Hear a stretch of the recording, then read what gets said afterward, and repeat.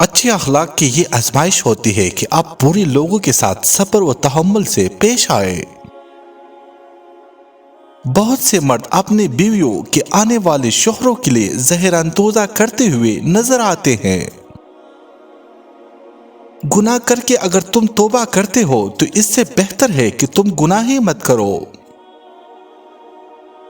عقل مند جب سوال کرتا ہے تو اس کے سوال کو غور سے سنو، کیونکہ اس کے سوال ہی میں جواب چھپا ہوتا ہے۔ تمہارا راز دشمن تک کبھی نہیں پہنچ سکتا جب تک تم اپنا راز اپنے دوست تک نہیں پہنچا دیتے۔